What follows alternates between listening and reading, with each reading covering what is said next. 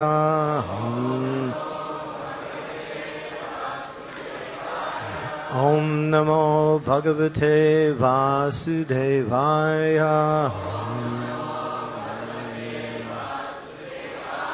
Om Namo Bhagavate Vasudevaya.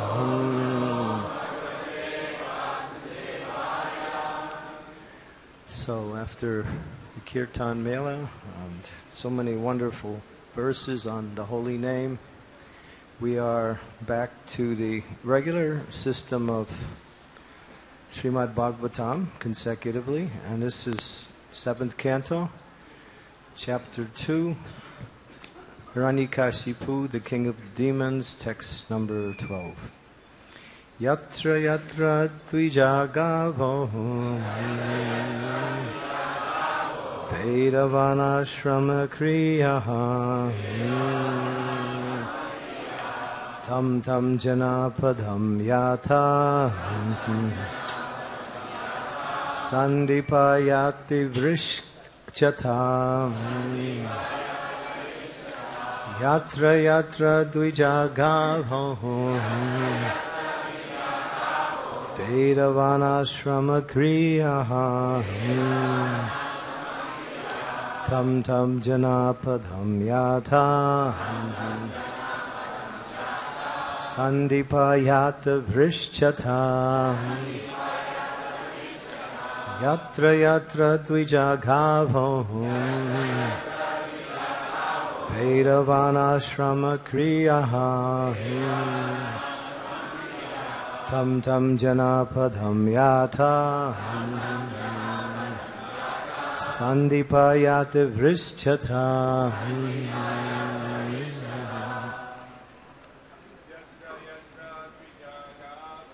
Yatra yatra dvijagavo Vedavanashrama kriyaha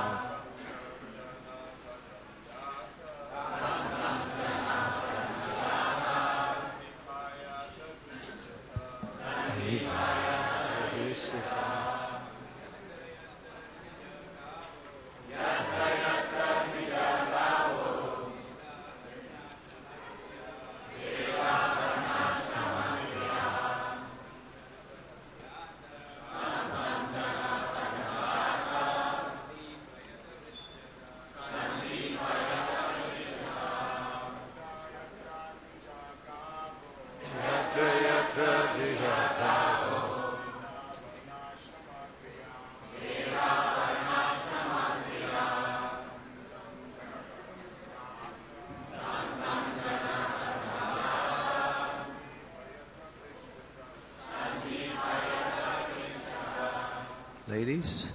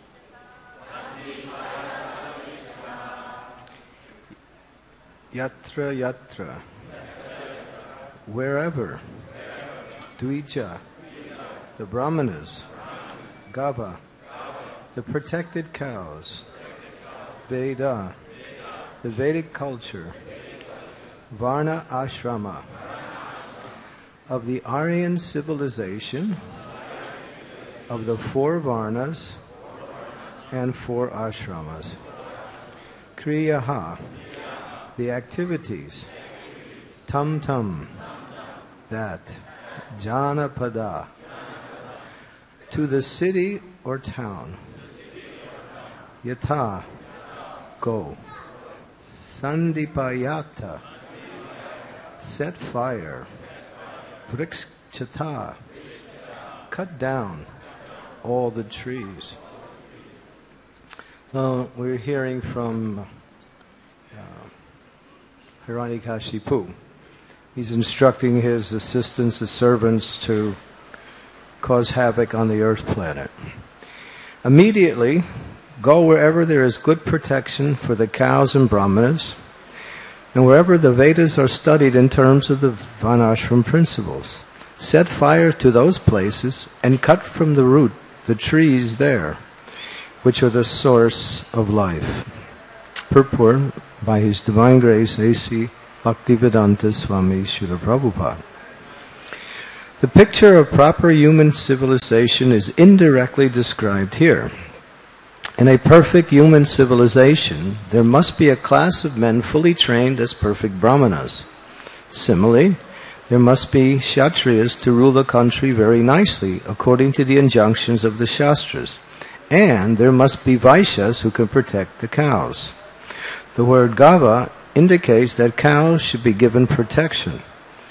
Because the Vedic civilization is lost, cows are not protected, but instead indiscriminately killed in slaughterhouses. Such are the acts of demons. Therefore, this is a demoniac civilization. The Varnashram Dharma mentioned here is essential for human civilization. Unless there is a Brahmana to guide, a Kshatriya to rule perfectly, and a perfect Vaishya to produce food and protect the cows, how will people live peacefully? It is impossible. Another point is that trees should be given protection. During its lifetime, a tree should not be cut for industrial enterprises. In Kali Yuga, trees are indiscriminately and unnecessarily cut for industry, in particular for paper mills that manufacture a profuse quantity of paper for the publication of demoniac propaganda, nonsensical literature, huge quantities of newspapers, and many other paper products. This is a sign of a demoniac civilization. The cutting of trees is prohibited unless necessary for the service of Lord Vishnu. Yagnartha kamano nyatra lokayam kandamandanaha. Work done as a sacrifice for Lord Vishnu must be performed, otherwise work binds one to this material world. But if the paper mills stop producing paper, one may argue, how can our ISKCON literature be published? The answer is that the paper mills should manufacture paper only for the publication of ISKCON literature, because ISKCON literature is published for the service of the Supreme Lord Vishnu. This literature clarifies our relationship with Lord Vishnu, and therefore the publication of ISKCON literature is the performance of Jagya. Yagnartha kamano yakta lokoyam kamabandanaha. Yagna must be performed, as indicated by the superior authority. The cutting of trees simply to manufacture paper for the publication of unwanted literature is the greatest sinful act. Om agyan timidandasya gyanajana salakaya chaksu unmilitam yena tasmai shri gurave namaha Shri Chaitanya manobhistam staptitam yena bhutale Swayam Rupa Kadam Mayam Dadati Swam Padantika Shri Krishna Chaitanya Prabhu Nityananda Shri Advaita Gadadhar Shivasari Gaur Bhaktivinoda Hare Krishna Krishna Krishna Hare Hare Hare Ram Hare Ram Ram Ram Hare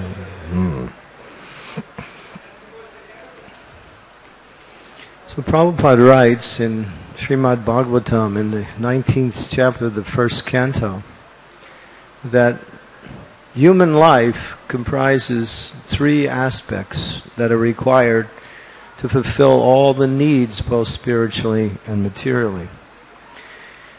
He mentions Brahminical culture, or that culture which gives direction to society. Otherwise, society has no direction. And Brahminical culture is based on Shastric evidence, Shastric guidance.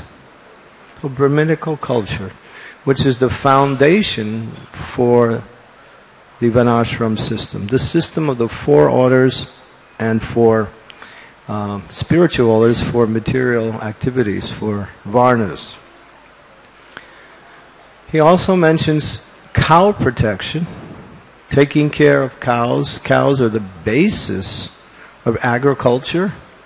And as Prabhupada mentions, by taking care of cows, they can feed the entire human civilization. And then the last thing he mentioned is God consciousness. So these 3 things, Brahminical culture, cow protection, and God consciousness, make up human society, or make up a progressive human society.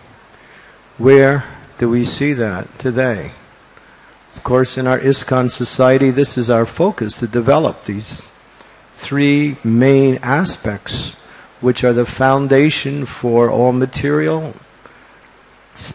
stability, happiness, success, and ultimately the process of spiritual progress to lead to the goal of life, which is prema pumartha maha, to engage in devotional service and to love the Supreme Personality of Godhead through that devotional service.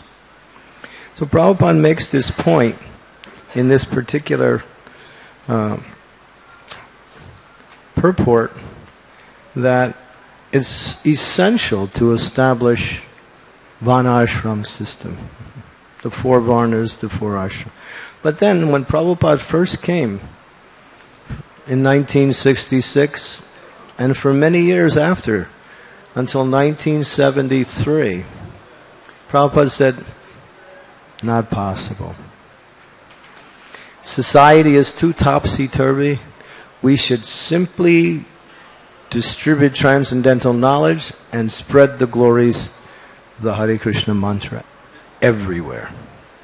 So Prabhupada began his movement with that focus, giving knowledge, transcendental knowledge, and holy books, holy name. But then, in 1974, Prabhupada changed his way of preaching, or not changed it, kept it but added something. He said, now it is important that we establish this Varnashram. Varnashram is essential. And devotees are asking, well, Prabhupada, the Varnashram is material. But Prabhupada said, no, within our society, in order to engage and first to evaluate and to engage devotees according to their nature, train according to that nature, evaluate and then train, and then engage them in devotional service, which is Varnashram, but as Prabhupada gives it the qualification or consider it's Daivi Varnashram, spiritual Varnashram. So the devotees questioned that. Prabhupada's changed. And Prabhupada responded, it's not so easy to chant Hare Krishna. If it was, why are so many of the devotees falling down? Why are they falling down in their devotional service? Now we have to establish this Varnashram college and educate according to evaluation and nature. When Narada Muni saw little Dhruva Maharaj doing austerities and penances, such a 5-year-old boy in the forest, he started to come and preach. And he started to say, why are you taking revenge? It's not so important. You're just a young boy. And so just go back and you can perform all these austerities later in life. And your attitude is not right. You should develop Brahminical qualities, humility, tolerance, forgiveness. Dhruva Maharaj didn't want to hear that. Prabhupada says, the statements of Dhruva Maharaj indicate that unless a child is trained according to his tendency, there is no possibility of developing his particular spirit. And then Prabhupada goes on to say, it is the duty of the spiritual master or teacher to observe the psychological movement of a particular boy and train him in his particular occupational duty. Dhruva Maharaj, having been trained in the Kshatriya spirit, would not accept Brahminical philosophy.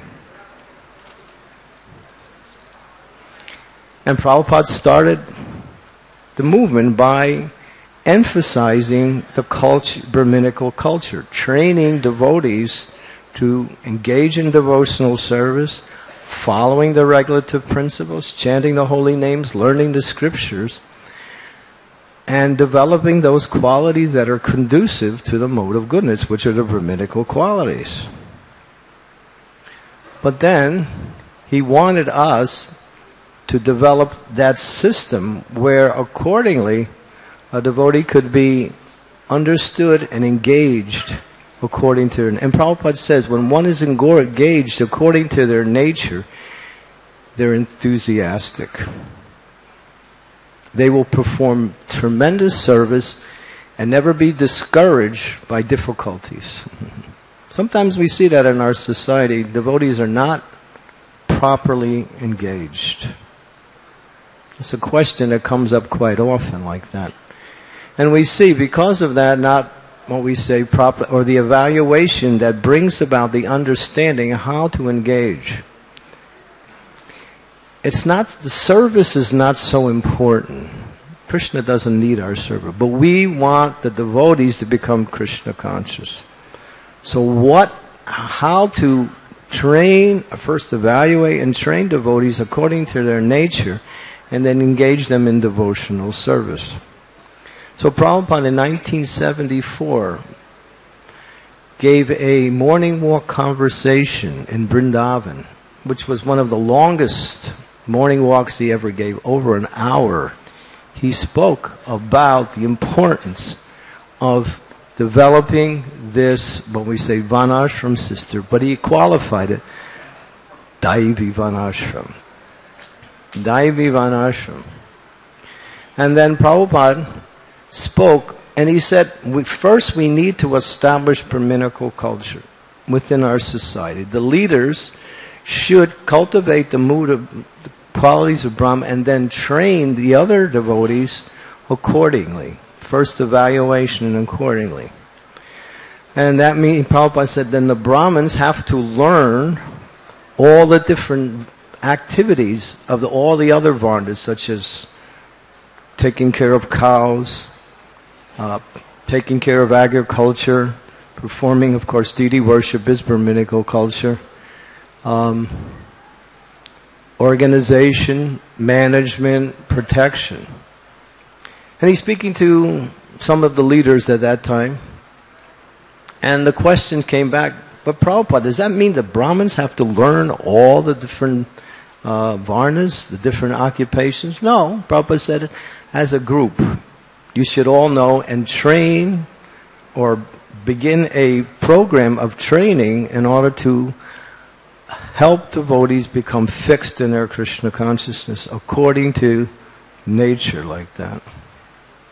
Dhruva Maharaj, this is the prime example where Narada Muni is speaking about qualities of a Brahman, but Dhruva doesn't want to hear it. He wants that kind of advice that can help fulfill. Of course, he wanted material desires. He wanted to fulfill. He wanted revenge. Of course, that's material, and sometimes it's even seen as sinful. But ultimately, he approached the Supreme Personality of Godhead for that. And because he did, ultimately he got purified from that desire and ultimately became a pure devotee of the Lord. So this Varnashram system, Prabhupada began the movement holy books, holy name. And then after that he established deity worship. Very elaborate, very precise types of deity worship, and opened temples all around the world. Our ISKCON society is one of the most, we might say, popular spiritual movements that worship Radha and Krishna all around the world. Practically in every country of the world, there's very nice deity worship. This is the glory of ISKCON. And Srila Prabhupada wanted that. And then he wanted to train, first bring in through preaching many, many persons, give them a chance to engage in devotional service, and teach them or engage them in developing those qualities. So he established a whole system of initiation. But when Prabhupada was towards the end, in 1977, is actually a very interesting room conversation with Harisari Prabhu and Satsrup Maharaj, where Prabhupada really, really emphasizes the importance of developing the Varnashram system. And he says that on our farms we can establish this. And this, if we can do this, the whole human society will change. Well, Prabhupada said, I have finished 50%. Sometimes people say 70%. But Prabhupada actually said, 50% of my movement I haven't been able to finish. So he wanted this Varnashram, Daivi Varnashram, not just material Varnashram, or what we see the caste system, which is a corrupted form of Varnashram, but actual Varnashram. And so he wanted these Varnashrams, educational institutions, to help bring about this culture of Brahmins, Kshatriyas, and Vaishyas. And of course, Sudras would be the assistants or develop trades and crafts. But Kshatriyas are so important to the fundamental practice of our ISKCON society, having persons trained in that particular service for protection, for organization. I think it was 1976, Prabhupada was in New Vrindavan, and there was a evening darshan. It was outside one devotee's lawn, and many of the devotees came to hear Prabhupada. And there was one, Jai Sisi Radha Madhava Asta Sakhi Ki Jai. There was one young lady there, devotee, and it was in June. So June is kind of like, in America, it could be a little cool sometimes. And this was in the evening. Mm-hmm. And she's like this, she's cold. And Prabhupada sees that. And Prabhupada says to her, "You're cold." And she says, "Oh no, Prabhupada." Prabhupada turns to the temple president. They won't say anything, but it's your duty to make sure they get what they need. Prabhupada was emphasizing that it's up to the leaders to make sure the devotees have what they need to engage in devotional service and take care of their needs in order to practice devotional service. He says it's not that the devotees have to come forward. Leaders have to evaluate and observe how the devotee is doing and what do they need in order to practice devotional service. So Prabhupada showed that by his own example. And there are many, many other examples also.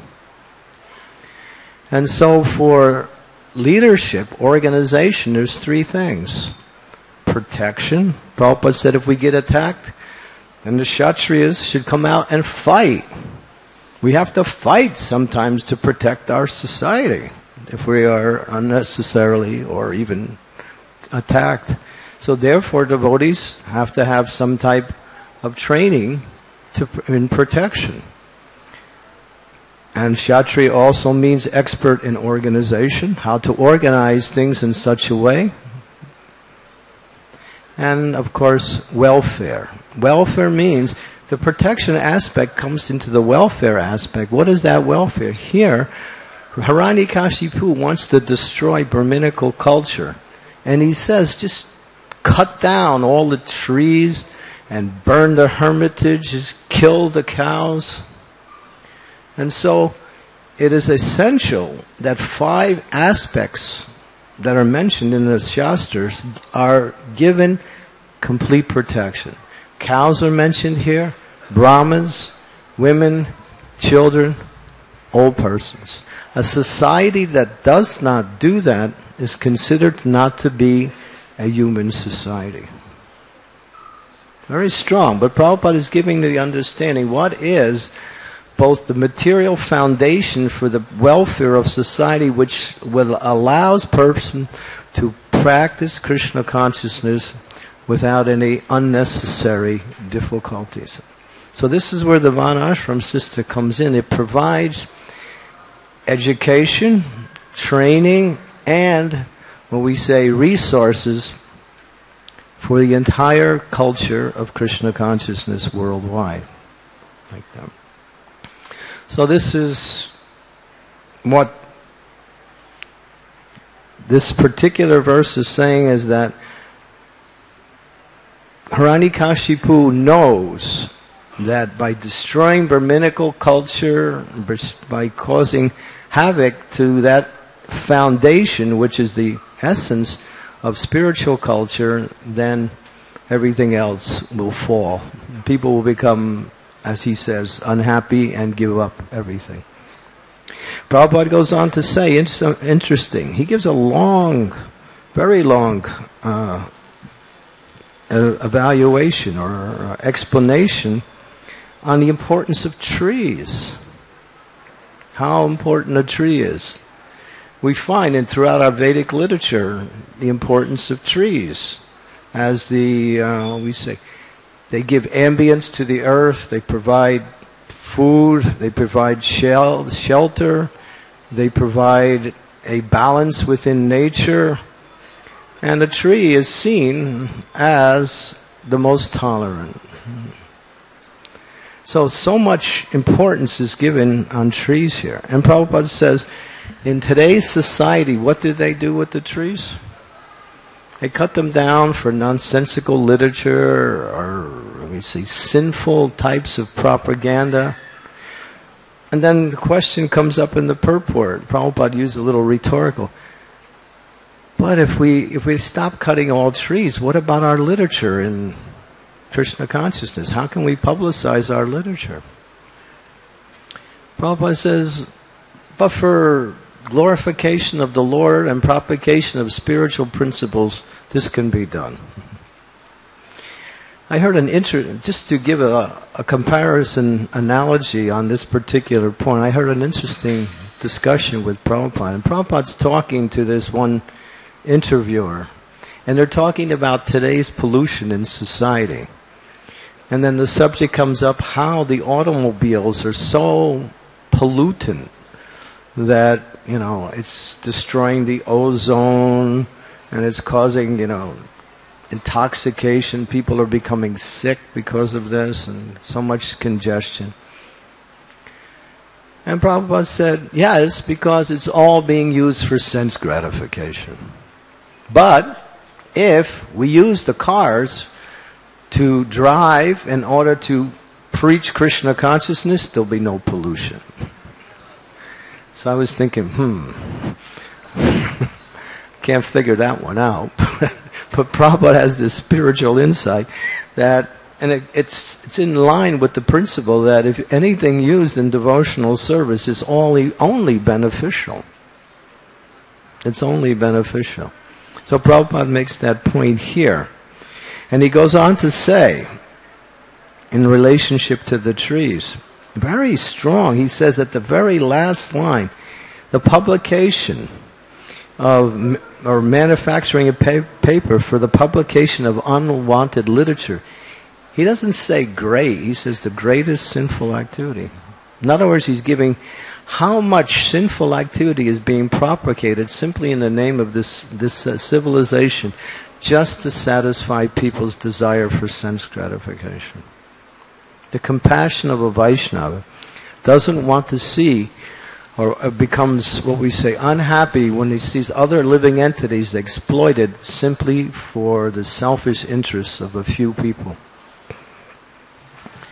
So this particular verse and purport is very fundamental to our understanding that the foundation of our society and our propagation of our society is to develop those qualities which are foundation into Brahminical culture and preach Krishna consciousness everywhere. It's interesting, in the 7th canto of the Srimad Bhagavatam, 11th chapter, verses 8 through 12, Narada Muni speaks about what are those qualities and characteristics that are essential for developing Varnashram. Srimad Bhagavatam, there's 4 chapters on the different Varnas and different ashramas. And in the 11th canto, Krishna speaks 2 chapters on Varnashram. And in this particular verse, it explains that there are 30 qualities that are foundational for human society. Outside of these 30 qualities, there's no question of human society. 21 are characteristics or qualities such as charity, nonviolence, mercifulness, bathing twice a day, distributing prasadam, food, to both animals and human beings. And it goes on. There's many others. And then it's mentioned the 9 limbs or angas of devotional service. So this particular verse spoken by Narada Muni is what is the focus for developing Varnashram. Because unless those qualities develop, people cannot come to the stage of Brahminical, what we say, activities. To have a thread, a Brahman thread, doesn't make one a Brahman. I'm a Brahman, I have a Brahman thread. Brahman means qualities. And what are the qualities of a Brahman? Patan, yajanyanya, dana, pratigava. To know the Shastras, to teach the Shastras. To worship the deity and to help others engage and guide them in deity worship. To give in charity and to receive charitable gifts. These are the 6 activities of the Brahman. But then in the Bhagavatam, both in Bhagavatam, yes, and also in Bhagavad Gita, are what are the characteristics and qualities. So the process of developing Varnashram is the process of both education and developing these qualities, which are foundation to the execution of devotional service. If we are still attached to the activities that we perform, we are still on the level of rajas. The mode of passion is attachment to the results of the activities for the sake of enjoyment. That is below the activities of devotional service. Therefore, coming to the mode of goodness means coming to the stepping stone, which is the foundation for engaging properly in devotional service or developing those qualities. We can't really chant the holy names of the Lord effectively and become purified unless one is culturing those qualities in the mode of goodness. Simultaneously culture, simultaneously practicing the process of bhakti yoga, like that. So that's why Varnashram is important, because it helps to evaluate a person, engage them in devotional service where they can cultivate both education and the qualities necessary in devotional service. So this is a big topic, I know, and it's going on. We're discussing this throughout our society. But it's actually the stage where our movement will become, what we say, successful in bringing Krishna consciousness around the world.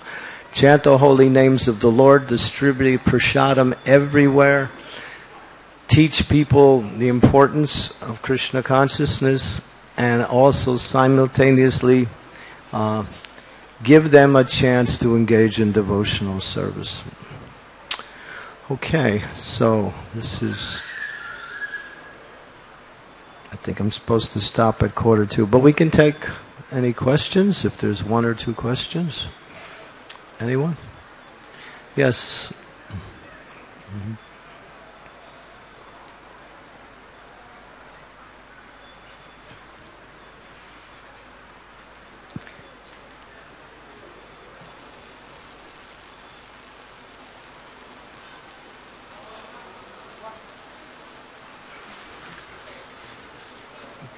You can speak loud. I'll just repeat what you say.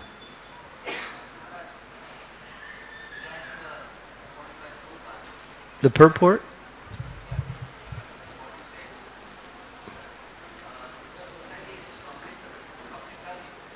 Yeah, the society is topsy-turvy, yes.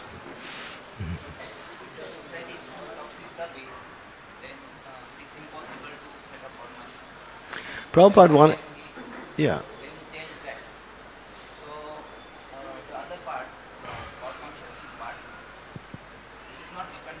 Hare Krishna. Right. And if we try to sometimes set up a push varnashram system in a place where it is too toxic. Hare Krishna. Okay.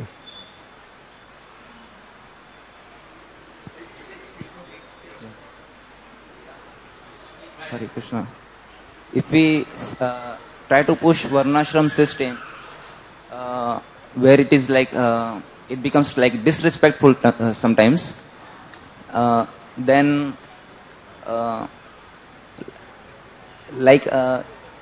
it is like kind of pushing. It's forcing, you're saying. Yeah, forcing. And the two parts, like God consciousness and varnashram, if we have God consciousness, automatically there will be varnashram, because Krishna consciousness is all successful. And there was varnashram and no God consciousness, and still we lost it. So this disrespect part, it goes like against the Krishna consciousness principle, We're not going to set up material varnashram. It's Daivi varnashram. That means devotional service is the fundamental activity of those engaged. But at the same time, to engage persons according to their... First, to evaluate and to engage according to their nature. When Prabhupada... I mentioned that, when Prabhupada was asked, why should we do this, using your same argument, that Prabhupada said, it's not so easy. Why are devotees falling down? Now we have to establish varnashram. Why are they falling down?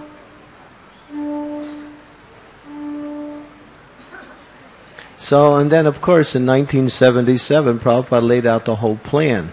But it's not material varnashram. And we're not going to go into society to teach that. We're going to do it within our own society. And once we can build our own society, it can spread outward into as a example for the rest of society.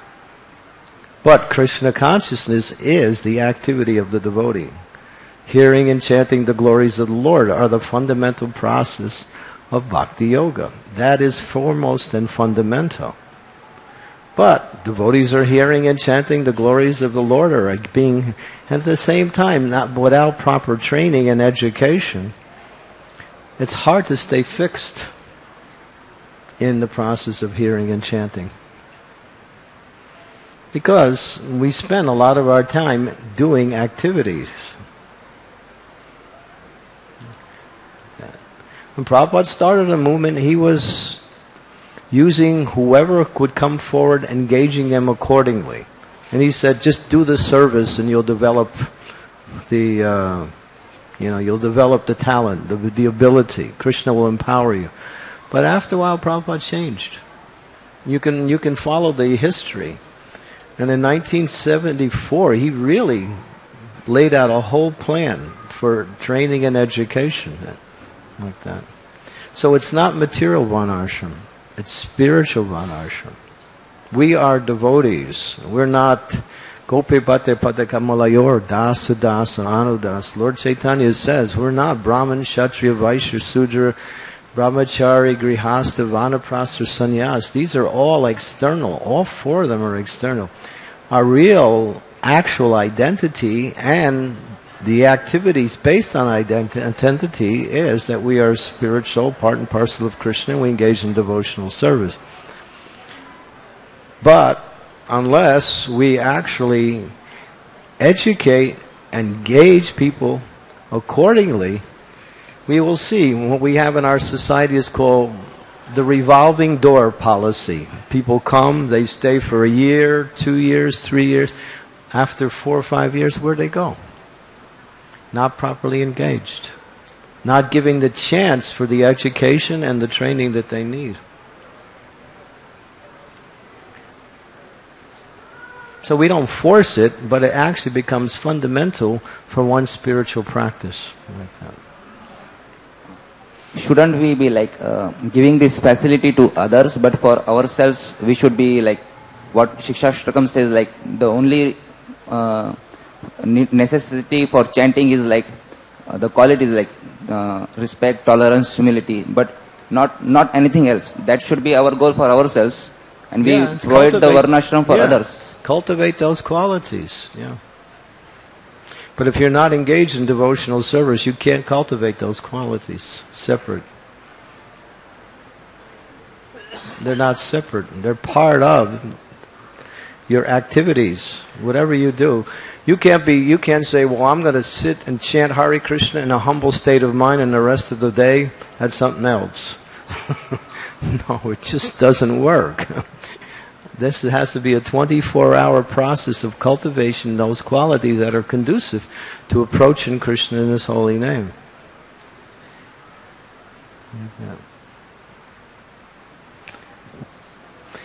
Any ladies? Any questions from the ladies? Wow.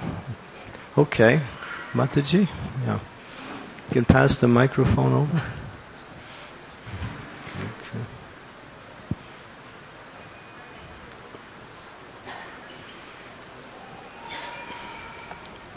My experience is that our natures are so strong that if we don't use them in the service of Krishna, we're going to have to use them. And you're saying that we'll naturally use them in the mode of passion, maybe even worse, if we're not trained to utilize them in the mode of goodness. Right. So I don't see that it's an option, because that's part of the reason why people fall down, is you have to utilize your nature. Yeah. I think the example is Dhruva Maharaj. Yeah, we had our natures are Chaturvana Maya. Krishna created that, but it's covered. It's covered. It needs. That's why Prabhupada says the spiritual master and the leader should evaluate, and that's part of their responsibility to their disciples and followers to evaluate. This person's working under my care. How best to engage them where they make progress in devotional service, like that. Yeah, you're right. You're 100% correct. Your nature will follow you.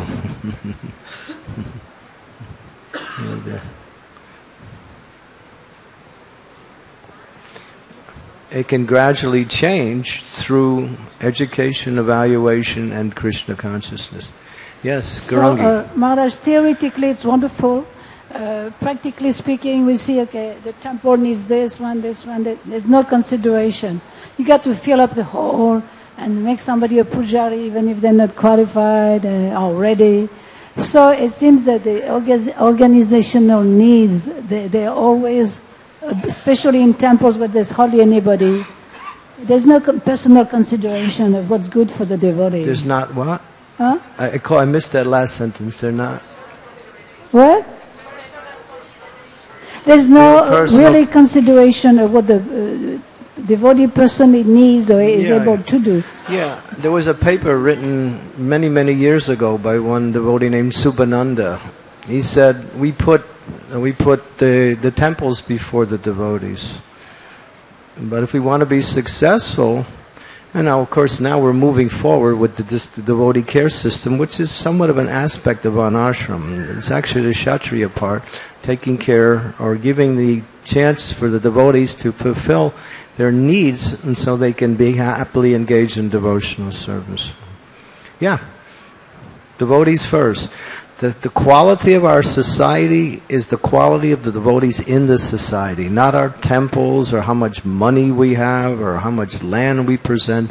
It's the devotees that make up Krishna consciousness like that. These other things are simply gifts by Krishna, by the efforts of those who perform devotional service so we can spread Krishna consciousness. But it's all about devotees. Yeah, thank you. Mother Mahalakshmi? Yeah.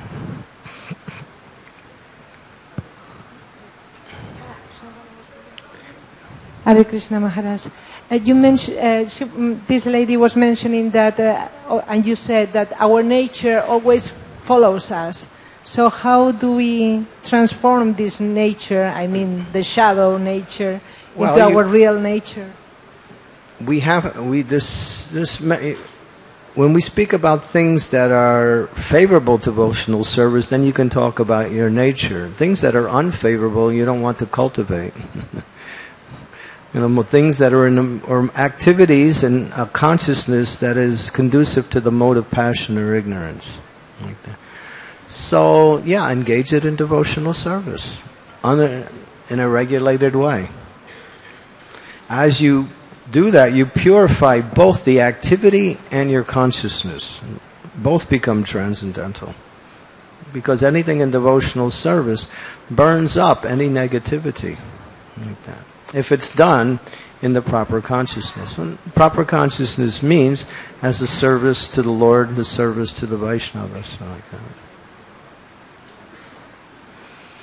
But everyone is good by nature. It's just that when we come in contact with the material energy. That's all. I mean, there's people who have the fighting spirit. They have that Kshatriya spirit. Now, if it's not trained and guided and engaged in devotional service, it'll come out in another way. I've seen it. It comes out in a very ugly way like that. So, yeah.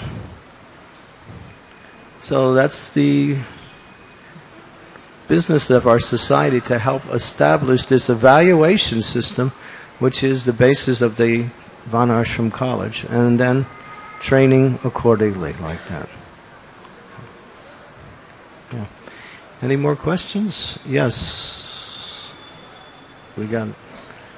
Okay. Well, I think we have a little time. How much time do I have left? Huh? 15 more minutes. I got 1 minute and 15. Let's see, that's 7.5 if we take the middle. Yes. Next question. Oh, Mataji. Okay. Hare Krishna. I was just remembering one episode in this regard, the discussion. I don't remember the name, one person joined to steal Prabhupada's watch, and he became devotee. Yeah. And then he said, Prabhupada, you and me are the two people who are awake in the night. What should I do? Chandanacharya, his name was. Yeah. So Prabhupada told... No, this was somebody else. Okay, yeah. I know who you mean. Yeah. So he was from Bombay. Yeah. Okay, go ahead. So he used to be awake in the night. So he told Prabhupada, what should I do? You and me are the two people who are awake in the night, because I had the habit of stealing. Mm-hmm. So I cannot sleep in the night. So Prabhupada said, there are dogs who are barking in the night, and I'm translating. They're disturbing me. So you keep them shut. This is your job. So this is how he advanced. Yeah, and so he gave him a chance to use his tendency in Krishna consciousness like that. Okay, so I know there's more questions. Somebody tell me what to do here. I need some guidance here. Okay. Hare Krishna. Maharaj, we are reading instructions from Bhaktivinoda Thakur, like a clear instructions that until we are elevated to the spontaneous loving service, to the stage of bhava, we must follow varnashram, accepting the holy name as the shelter and living and practicing the Vaidhi Bhakti under varnashram, strictly under varnashram system. Otherwise, Vaidhi Bhakti cannot be practiced properly. Yes. That's in Chaitanya Shikshamrita. Bhaktivinoda Thakur speaks a lot about the foundations for varnashram in there. If a person, for example, if a person needs to find a partner in life, and they're also a devotee and are engaged in devotional service, that becomes a concern where one cannot practice devotional service enthusiastically with their mind fixed, because that need needs to be taken care of, fulfilled. So that's where the varnashram sister comes in, to help support the material needs, which are the basis of giving persons a foothold, a nice foothold in devotional service. So this is a long subject, and we can talk about it forever. But read this verse from the 7th canto, chapter 11, verses 8 through 12, the 30 items which make up the foundation for developing the varnashram system spoken by Narada Muni. Thank you very much. Srila Prabhupada ki jai.